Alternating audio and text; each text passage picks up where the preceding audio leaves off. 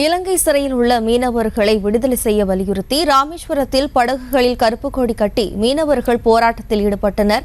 இது தொடர்பான கூடுதல் விவரங்களோடு நமது செய்தியாளர் பூபேஷ் இணைகிறார். வணக்கம் பூபேஷ், விவரம்.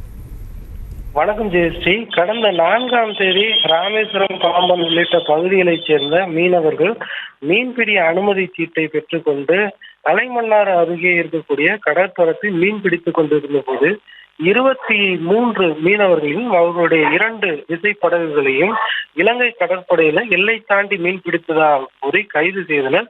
இந்த நிலையில் அவர்கள் அங்கு ஆஜர்படுத்தப்பட்டு ஊர்காவல்படை நீதிமன்றமானது 20 மீனவர்களை மட்டும் விடுவித்த நிலையில் 3 பேரை விடுவிக்கவில்லை. அதற்கு காரணமாக படகினுடைய ஓட்டுநர்களான ராபர்ட் பெக்கர் மற்றும் அவர்கள் இருவருக்கும் 6 மாதம் சிறை தண்டனையும், அதே போல 2 முறை கடல் தாண்டி மீன் பிடித்ததாக கூறி மெல்சன் என்ற மீனவர்களுக்கு ஓராண்டு சிறை தண்டனையும் விதித்தது. இதனை அடுத்து ராமேஸ்வரம் மற்றும் பாம்பன் உள்ளிட்ட பகுதிகளைச் சேர்ந்த மீனவர்கள் ஒட்டுமொத்த மீனவர்களையும் விடுதலை செய்ய வேண்டும் என கூறி பல்வேறு கட்ட போராட்டங்களை நடத்த இருப்பதாக நேற்று அறிவித்திருந்தனர். இதன் தொடர்ச்சியாக அந்த மீன்வளத்துறை அலுவலகம் முற்றுகை உள்ளிட்ட பல்வேறு கோரிக்கைகளை வைத்து இன்று படகுகளில் கருப்பு கொடியை கட்டி மீனவர்கள் அப்பகுதியில் போராட்டத்தில் ஈடுபட்டு வருகின்றனர். விவரங்களுக்கு நன்றி பூபேஷ்.